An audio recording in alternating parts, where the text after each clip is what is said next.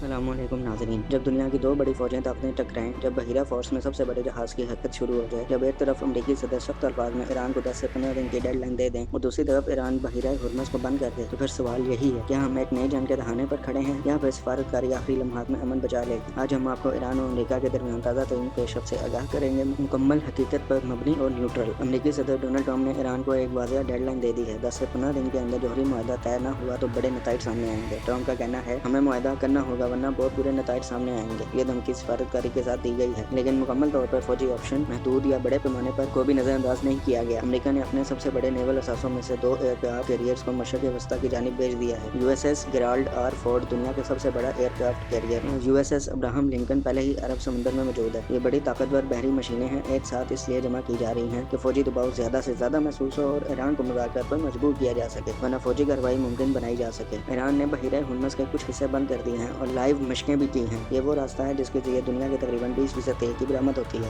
National guard نے خبردار کیا ہے کہ اگر کسی نے ایران پر حملہ کیا تو وہ ریاستوں کے اندر بھی مقابلہ کر سکتا ہے، بشمول امریکی جنگی جہازوں۔ ایرانی وزیر خارجہ عباس اراغچی نے ٹرمپ سے 32 سے زیادہ ہلاکتوں کے دعوے پر ثبوت پیش کرنے کا مطالبہ کیا ہے، جو دونوں ملکوں کے بیانات کی سختی کو ظاہر کرتا ہے۔ ابھی دونوں ممالک کے نمائندے جنیوا میں جوہری مذاکرات کر رہے ہیں، کچھ اصولی پیش رفت ہوئی ہے لیکن اصل معاہدہ ابھی دور ہے۔ امریکہ کی طرف سے زور ہے کہ ایران یورینیم افسردگی کو روکے، جوہری صلاحیت کم کرے، مسلح میزائل پروگرام محدود کرے، جبکہ ایران جوہری پروگرام کے حقوق کا دفاع کر رہا ہے، فوجی پروگرام بند نہیں کرنا چاہتا۔ اگر جنگ ہوتی ہے تو یو اے ای، سعودی عرب، خلیجی ممالک کو بھی شدید اثرات ہوں گے، اور ایران نے کہا ہے کہ وہ حزب اللہ اور دیگر گروہوں کو بھی لڑائی میں شامل کر سکتا ہے۔ قطر اور بحرین میں موجود امریکی فوجیوں کے کچھ حصے واپس بلائے گئے ہیں، جو مشکوک صورتحال کی نشاندہی کرتا ہے۔ بحیرہ ہرمز کی بندش اور کشیدگی کی وجہ سے عالمی تیل کی قیمتوں میں بے چینی دیکھی گئی ہے۔ یہ معیشت کو براہ راست متاثر کر سکتا ہے۔ کئی ماہرین کہتے ہیں کہ جنگ کسی ملک کے مفاد میں نہیں بلکہ عوام، چھوٹے کاروبار اور عالمی معیشت سب کا نقصان ہوگا۔ یہ لمحہ انتہائی نازک ہے۔ سفارتکاری ابھی جاری ہے، دونوں طرف فوجی اثاثے بڑھائے جا رہے ہیں۔ ٹرمپ نے فیصلے کی ڈیڈ لائن دے رکھی ہے، ایران نے خود دفاع کے لیے شدید رد عمل کا عندیہ دیا ہے۔ یہ واقعی وہ موقع ہے جب دنیا امن اور سفارتکاری کی آخری کوششوں پر نظر رکھے ہوئے ہیں، اور اگرچہ ہم ایک ایسی دنیا میں رہ رہے ہیں جہاں تناؤ بڑھ رہا ہے، لیکن رمضان کا مہینہ ہے، ہمیں یاد دلاتا ہے، دعا کرنا چاہیے، لڑائی نہیں، صلح کی امید رکھنی چاہیے، تفرقہ نہیں۔ انسانیت اور امن سب سے بڑی قدر ہے۔ کسی بھی جنگ کا سب سے بڑا نقصان عوام، عام لوگوں، بچوں اور محنت کشوں کو ہوتا ہے۔ یہ تباہی قیمتی جانوں کا نقصان اور معاشی بحران لے کر آ سکتی ہے۔ آپ کے خیال میں کیا امریکہ اور ایران کے درمیان جنگ ممکن ہے یا سفارتکاری آخری وقت میں امن بچا لے گی؟ اپنی رائے نیچے کمنٹس میں ضرور دیجیے گا۔